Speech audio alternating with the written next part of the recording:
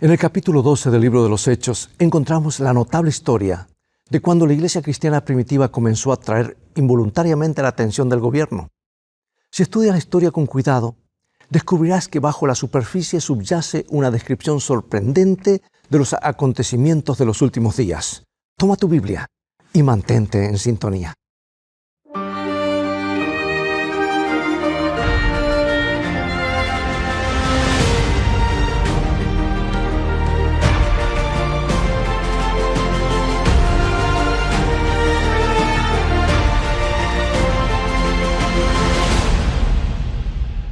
La iglesia cristiana fue un movimiento impopular desde sus comienzos.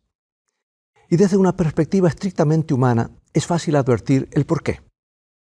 Después de siglos de existencia como nación, el pueblo de Israel era especialmente sensible a todo lo que pudiera considerarse como un desvío de la sólida fe de sus padres.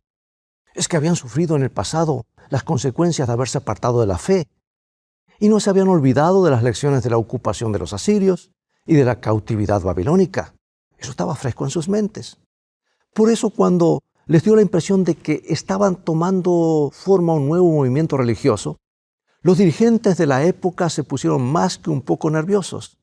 A menos, esa es la explicación que podrían haber dado si, retrocediendo en el tiempo, le preguntáramos por qué fueron tan duros con la iglesia primitiva.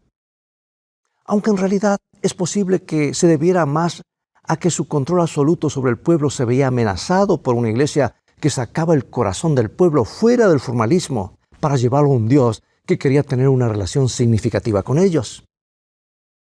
Jesús había llegado al meollo del problema cuando les advirtió a sus discípulos que los poderes religiosos de la época tratarían de sacárselos de encima. Escucha lo que dice en San Juan capítulo 16, versículos 2 y 3. Os expulsarán de las sinagogas, y aún viene la hora cuando cualquiera que os mate pensará que rinde servicio a Dios. Y harán eso porque no conocen al Padre ni a mí. Ahí está el verdadero problema. Según nos dice Jesús, era que los dirigentes religiosos de sus días no conocían a Dios. ¿No es una paradoja, dirigentes religiosos que no conocen a Dios? Sabían mucho de la historia de su religión y regían sus vidas por un código moral estricto, pero podría decirse que esos hechos y cifras era todo lo que tenían. El Dios que había inspirado la fe de sus padres no encontraba lugar en sus corazones. Entonces, cuando vino Jesús, Dios en la carne, no fueron capaces de reconocerlo. Justamente al comienzo de su evangelio, San Juan nos dice claramente cuál era el problema. San Juan 1, 10 y 11. En el mundo estaba y el mundo por él fue hecho, pero el mundo no le conoció. A lo suyo vino y los suyos no lo recibieron. Es un problema que aún aflige a la iglesia cristiana en la actualidad, ¿verdad? Por un lado tienes a los que aman la filosofía cristiana y de la práctica de la religión obtienen una gran satisfacción personal. Y por el otro tienes personas que aman las mismas cosas, pero que además conocen al Salvador personalmente. Y por ello su experiencia religiosa tiene un punto focal que los mantiene en equilibrio y adecuadamente motivados. De todos modos, la iglesia primitiva enfrentó un problema sencillo. Los que ocupaban las más altas posiciones religiosas en Jerusalén no podían reconocer la mano de Dios en las enseñanzas de Jesús y propiciaron un movimiento popular contra la iglesia. Y con el tiempo, las raíces del odio hacia los cristianos se expandieron de pueblo en pueblo a los gobernantes y luego esto nos lleva al capítulo 12 de Hechos. Y en este fantástico capítulo, el gobierno empieza la matanza de cristianos. Comencemos por el primer versículo de Hechos capítulo 12, versículos 1 al 3. En aquel mismo tiempo el rey Herodes echó mano a algunos de la iglesia para matarles, y mató a espada a Jacobo, hermano de Juan, y viendo que esto había agradado a los judíos, procedió a prender también a Pedro. Ahora bien, quiero que notes esta secuencia de eventos. La furia asesina de Herodes contra la iglesia cristiana fue incitada por la voluntad del pueblo. Y cuando lleguen los momentos finales sobre este planeta, y yo creo que ya estamos en los momentos finales, acercándonos rápidamente, se repetirá el mismo patrón. Porque en Apocalipsis capítulo 13 hay dos poderes fundamentales que acarrean tribulación sobre la iglesia de los últimos días. La primera y la segunda bestia. Pero no se trata de dictadores aislados que operan por sí mismos, y algunos tienen la idea de que es un anticristo, es una persona. Es todo un sistema. Por el contrario, la Biblia da la impresión de que estarán montados sobre una ola de popularidad. Mira lo que dice el mismo Apocalipsis, capítulo 13, 3 y 4.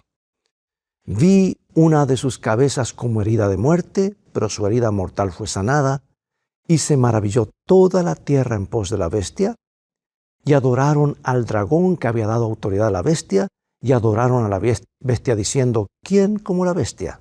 ¿Y quién podrá luchar contra ella? A pesar de todo lo que las películas de Hollywood puedan mostrar, el anticristo de los últimos días no trabajará aisladamente. Antes de que pueda derramar su ira sobre la iglesia cristiana, recibirá el apoyo popular de todo el mundo.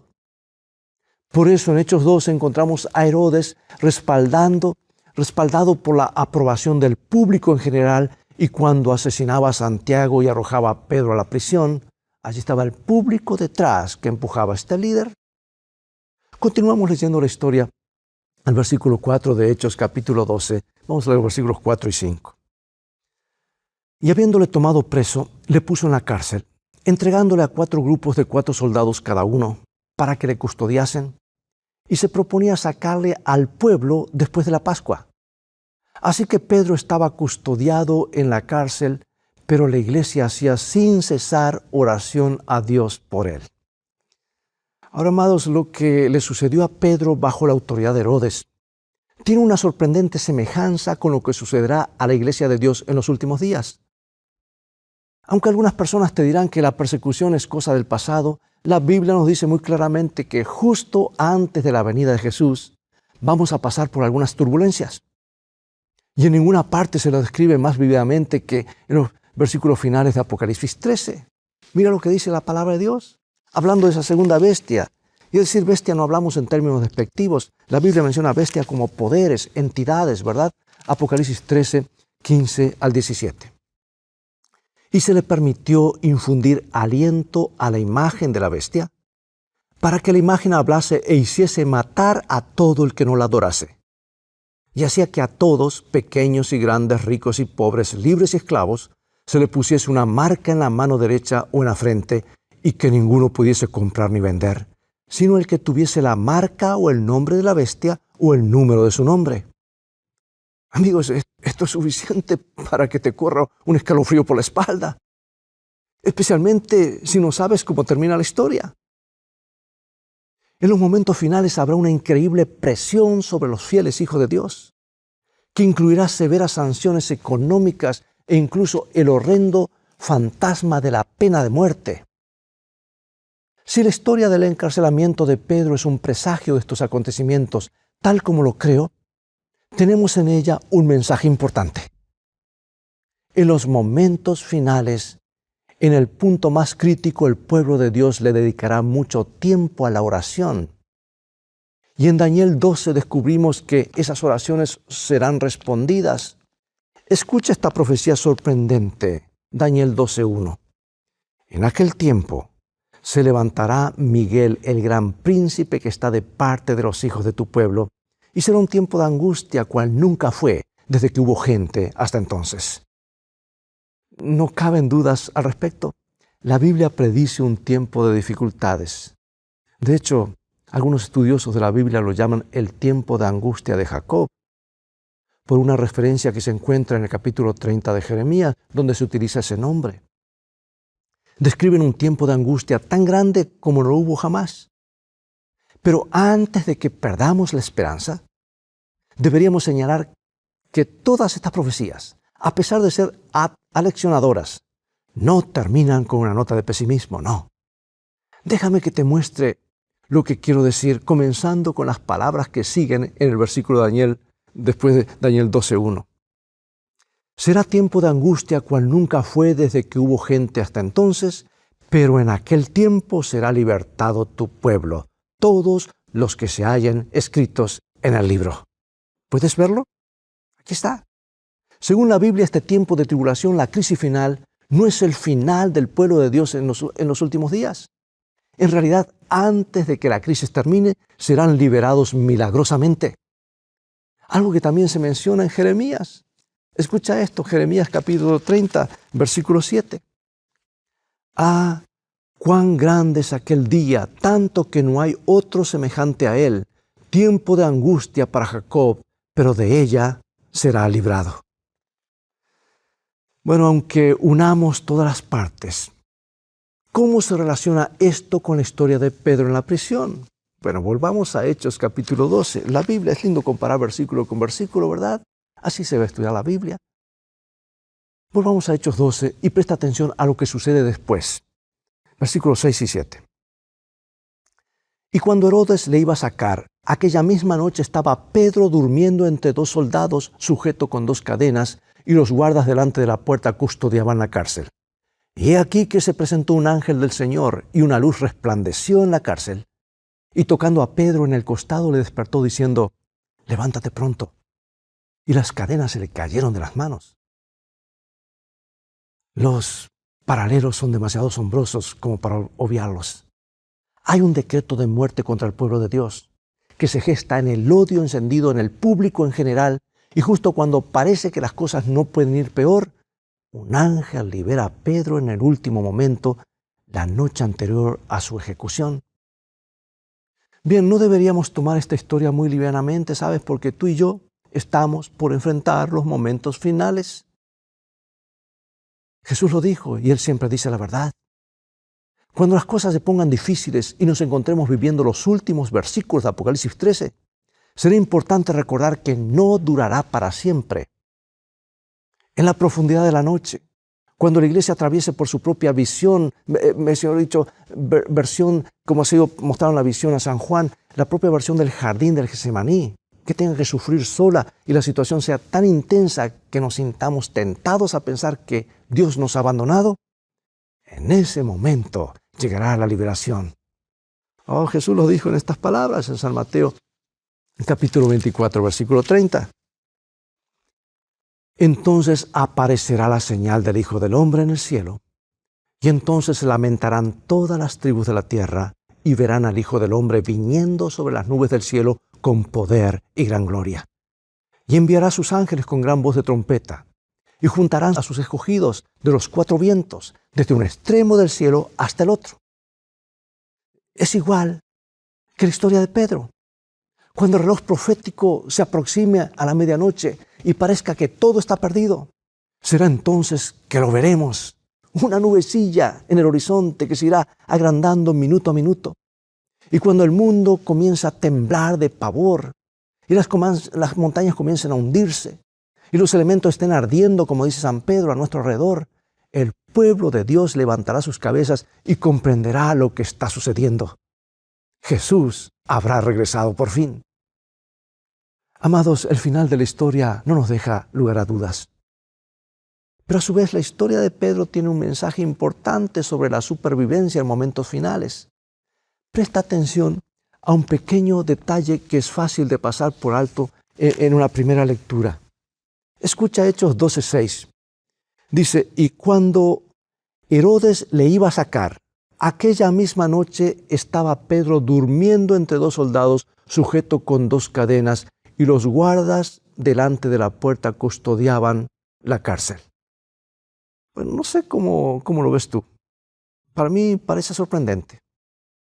Lo primero que harán los guardias por la mañana será llevar a ese discípulo de Jesús al patíbulo, donde la multitud sedienta de sangre gritará entusiasmada cuando la hoja de acero de la espada del verdugo separe la cabeza de Pedro de su cuerpo.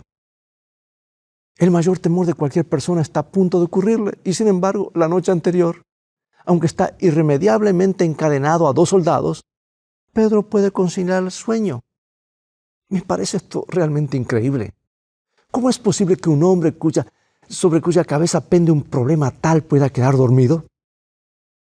Muchos tenemos dificultades para dormir en nuestras camas cuando algo nos perturba. Y debemos admitir que nuestros problemas no llegan ni a la mitad del que tenía Pedro. Pero allí lo tenemos a él. roncando, por decir así, como si nada sucediera. La pregunta que me emerge es, en forma natural, ¿por qué? O quizá debemos preguntarnos, ¿cómo? ¿Cómo puedes tener una noche de buen sueño aun cuando el mundo esté colapsando a tu alrededor? Y antes que me digas que Pedro era algo así como un supersanto, no olvides que era el mismo hombre que jamás se callaba la boca. Apártense de Jesús, no tiene tiempo para atender a los niños. Hace promesas apresuradas, con la cabeza caliente, sin pensar en lo que dice, hablaba y luego pensaba. Es el mismo Pedro que negó a Jesús 3 veces. Tú eres uno de los que estaban con Jesús, le dijo la mujer. No sé de qué me hablas, contestó Pedro. Vi a este hombre con Jesús en Nazaret. Pedro contestó, ni siquiera lo conozco. Alguien dice, eres uno de ellos, tu acento te delata. Y Pedro responde, te dije que no lo conozco. Es el mismo Pedro que se hundió en las aguas del lago cuando apartó sus ojos de Jesús. Por eso no me parece que sea candidato a la supersantidad, pero a su vez es posible que justamente sus acontecimientos lo hayan preparado para este momento. Es posible que todas esas vivencias le hayan permitido comprender que él no podía resolver por sí mismo ninguno de sus problemas, los problemas que le planteaba la vida. Es posible que la mirada de Jesús a través del patio en el que era juzgado, la noche en que lo negó, le haya permitido comprender que Jesús era lo más grande que le había sucedido en la vida y no a la inversa. Quizá necesitó 3 negaciones al Hijo de Dios para ver la fealdad que está escondida en el fondo del corazón humano. Quizá necesitó que Jesús lo llamara por segunda vez en las costas de Galilea, después que trataba de seguir con su vida anterior. Se regresó a su barco, a la pesca, para que pudiera ver que el centro de la vida no debemos ser nosotros, sino Jesús. ¿Sabes algo? Estoy seguro de que cuando Pedro ingresó a la cárcel de Herodes, sabía que no tenía nada para ofrecerle a Dios excepto su fe. Y francamente, esa es la lección que tenemos que aprender durante el tiempo de angustia. Al reino de los cielos se llega por la fe. Y cuando finalmente estemos allí, Dios no nos va a convertir en sabelotodos todopoderosos. Aún tendremos que continuar confiando en Él y en sus decisiones sobre el destino del universo. Y cuando atravesemos la crisis final y se promulgue el decreto de muerte, lo único que tendremos a nuestra disposición será la fe. La situación será tan acuciante que no podremos hacer nada para remediarla. El tiempo de hacer lobby o de la influencia pública será cosa del pasado y lo único que podremos hacer en ese entonces será confiar. El justo, por su fe, vivirá. Muchas veces he meditado en el hecho de que el juicio en el cielo ocurre justo antes del regreso de Jesús. Y me pregunto si el tiempo de prueba no será tanto para nosotros como para los ángeles. Cuando el juicio se aproxima a su final, los ángeles tendrán la oportunidad de consultar los registros de Dios. Eso lo sabemos por pasajes como Daniel 7. ¿Y si alguno de los ángeles tuviera alguna duda? Porque no olvidemos que Lucifer fue expulsado del cielo cuando su fe personal en el gobierno de Dios falló y se enamoró de su propio ego. ¿Quién puede afirmar que esas personas que están en la tierra, cuyas vidas han sido terriblemente influidas por el diablo, van a vivir confiando en el gobierno de Dios por toda la eternidad? ¿Cómo saber que su ingreso en el cielo no traerá inseguridad? Es como si Dios cerrara los libros del juicio en el cielo y les dijera, queridos ángeles, ya han leído la evidencia, ahora quiero que las vean con sus propios ojos. Quiero que vean que estas personas realmente confían en mí.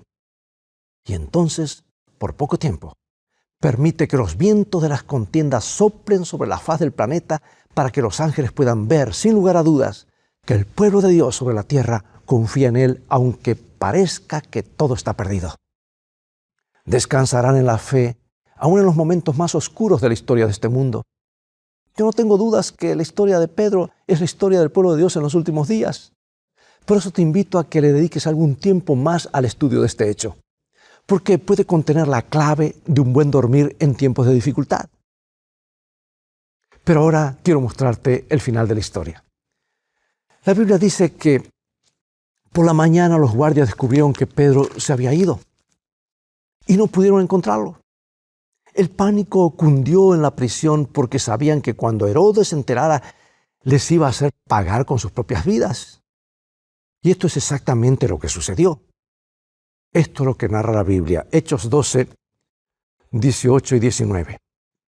Luego que fue de día, hubo no poco alboroto entre los soldados sobre qué había sido de Pedro. Mas Herodes, habiéndole buscado sin hallarle, después de interrogar a los guardas, ordenó llevarlos a la muerte. Cuando llegue el fin, amigos y amigas, cuando llegue el fin y nuestro planeta cruce la línea de llegada, habrá muchos que no estarán preparados para el regreso de Jesús. Y la Biblia dice que levantarán los ojos y lo verán, y no reaccionarán como los que conocen a Jesús, sino todo lo contrario. La Biblia dice que tendrán pánico. Mira lo que dice Apocalipsis capítulo 6, versículos 14 al 17. Y el cielo se desvaneció como un pergamino que se enrolla, y todo monte y toda isla se removió de su lugar. Y los reyes de la tierra, y los grandes, los ricos, los capitanes, los poderosos, y todo siervo y todo libre, se escondieron en las cuevas y entre las peñas de los montes, y decían a los montes y a las peñas: caed sobre nosotros y escondednos del rostro de aquel que está sentado sobre el trono y de la ira del Cordero. Porque el gran día de su ira ha llegado. ¿Quién podrá sostenerse en pie? Sí, en el curso de la historia humana, jamás hubo ni habrá una tragedia mayor. Y a través de las edades, la voz de Cristo nos ha invitado a formar parte del reino de Dios.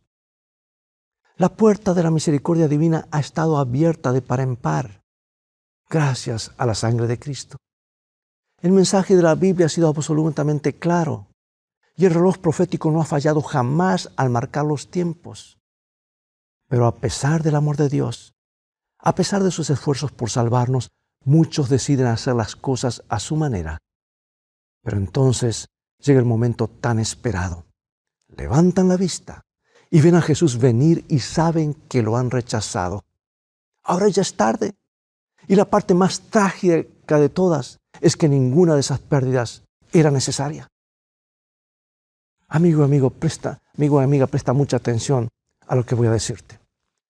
Las historias de la Biblia no son relatos para entretener a niños ni para satisfacer nuestra curiosidad. Cuando cavamos un poco por debajo de la superficie, encontramos la voz de Dios contándonos las cosas por las que tendremos que pasar. Después de tantos años, este libro sigue siendo relevante para la vida moderna y con el paso del tiempo se va a volver cada vez más importante. Y no se me ocurre una esperanza mejor que la que se nos presenta en las páginas del libro divino. La mayor parte del mundo no hace más que aferrarse a la baranda de la vida, apretando los dientes y esperando que las cosas mejoren. Pero cuando el mundo se deshaga a su alrededor en 1000 pedazos y queden sin ninguna esperanza, será una verdadera lástima porque comprenderán que el mensaje de la Biblia es justamente lo opuesto.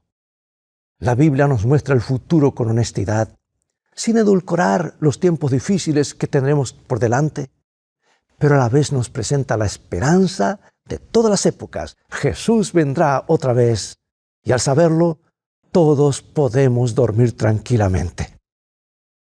Al final de la historia de Pedro, el instigador de todos sus males pierde la vida. El relato dice que por algún tiempo Herodes pretendió ser una suerte de Dios, pero terminó siendo comido por los gusanos. Y eso es exactamente lo que le sucederá a Lucifer, según nos cuenta Ezequiel 28. El diablo puede pensar que es una suerte de Dios, pero eso no durará para siempre. Puede dirigir el odio hacia el pueblo de Dios, puede atemorizar a muchos para lograr que lo adoren, pero finalmente Dios lo barrerá de lleno y a partir de ese momento nunca jamás tendremos que enfrentar un solo minuto de tribulación. La promesa de Dios es para ti. Es esta. Cuando esta situación termine, va a sacar todas las lágrimas, las va a enjugar, las va a secar, las eliminará, todas las lágrimas que hayas derramado, y te dará la garantía maravillosa que se encuentra en Nahum, capítulo 1, versículo 9.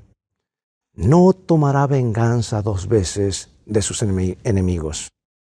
O como dicen otras versiones, la aflicción no surgirá por una segunda vez. Las tormentas de la vida, las preocupaciones que te quitan el sueño por las noches van a durar un poco más, nada más, pero tu relación con Jesús durará para siempre. Por eso tengo una pregunta para hacerte. ¿Qué es lo que te impide aceptar a Cristo?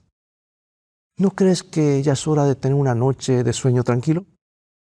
¿Te gustaría enfrentar los momentos más duros de la vida con el corazón lleno de paz absoluta? ¿Por qué no oramos juntos pidiéndole eso ahora mismo? Padre Celestial, enséñanos a depender de Jesús. Sabemos que la vida es dura y que se avecinan tiempos más difíciles aún, pero por fe te rogamos en este momento que nos des una buena noche de sueño. Elegimos confiar en ti y sabemos que al hacerlo, un día muy pronto te veremos cara a cara. Te lo pedimos en el nombre de tu Hijo Jesucristo. Amén.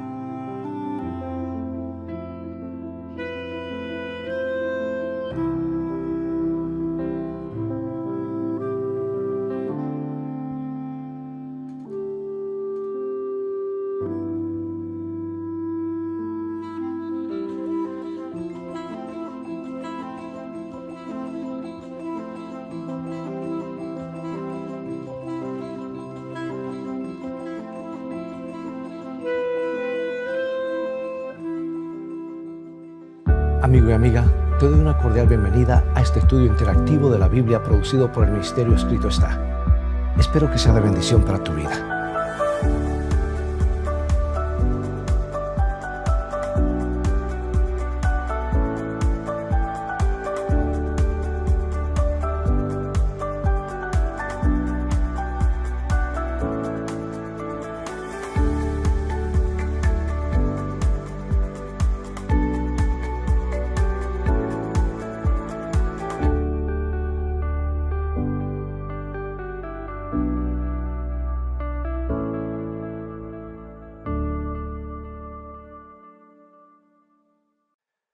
Mira, amigos, es reconfortante saber que Dios está a nuestro lado en las tormentas de la vida y que podemos confiar en Él. Es todo el tiempo que tenemos por hoy. Ha llegado una vez más el momento de despedirnos. Te invito a continuar estudiando los mensajes de esperanza de la Palabra de Dios. Visítanos en nuestro sitio de internet escritoestá.org, donde podrás obtener gratis una variedad de estudios bíblicos que te ayudarán en tu caminar diario con Dios. Dios te bendiga y te guarde. Y recuerda, escrito está, no solo de pan vivirá el hombre, sino de toda palabra que sale de la boca de Dios.